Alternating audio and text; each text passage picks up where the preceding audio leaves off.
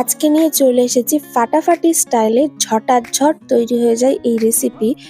প্রথমে আমি কড়াইতে বেশ কিছুটা পরিমাণ সাদা তেল খুব ভালো করে গরম করে 4টে ডিম সামান্য নুন দিয়ে খুব ভালো করে ফেটিয়ে নিয়েছি।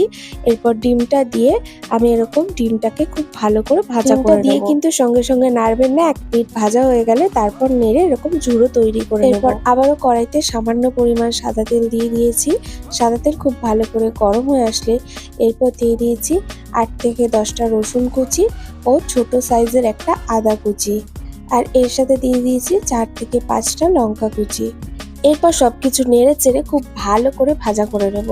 আর মিডিয়াম টু হাই ফ্লেমে ভাজাটা করে নিতে হবে, যতক্ষণ না সুন্দর গন্ধ বেরোচ্ছে ততক্ষণ ভালো করে ভাজা করে নেব।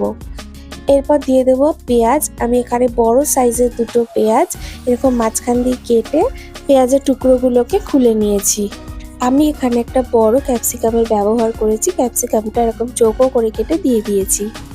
এরপর আমি দিয়ে দেবো একে একে সস। দিয়ে দিয়েছি 2 চামচ সয়া সস, 2 চামচ টমেটো কেচাপ ও 2 চামচ শেজওয়ান সস। এর সাথে দিয়ে দিয়েছি 1 চামচ ভিনিগার। আমি মিডিয়াম টু হাই ফ্লেমে সবকিছু নেড়ে চেড়ে খুব ভালো করে কষিয়ে নেব। এর সাথে দিয়ে দিয়েছি 1 চামচ কাশ্মীরি লঙ্কার গুঁড়ো।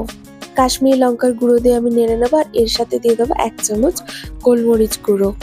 আপনাদের যদি একঘেয়ে ডিম খেতে ভালো না লাগে তাহলে অবশ্যই বাড়িতে এই রেসিপিটা ট্রাই করবেন।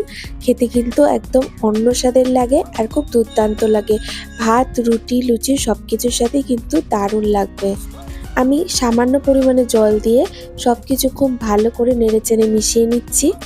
আমি যেহেতু এখানে সয়া সস, ভিনেগার এইসবের ব্যবহার করেছি, তাই জন্য আমি এখানে খুব সামান্য পরিমাণে লবণ দিয়ে সব কিছু ভালো করে মিশিয়ে নেব।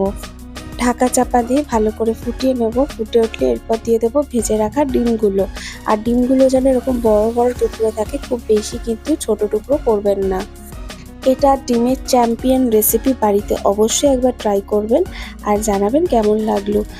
আমি 2 থেকে 3 মিনিট খুব ভালো করে ফুটিয়ে নিয়েছি। এরপর নেড়ে চেড়ে খুব ভালো করে কষিয়ে নেব। দেখুন তাহলেই তৈরি চিলি এগ।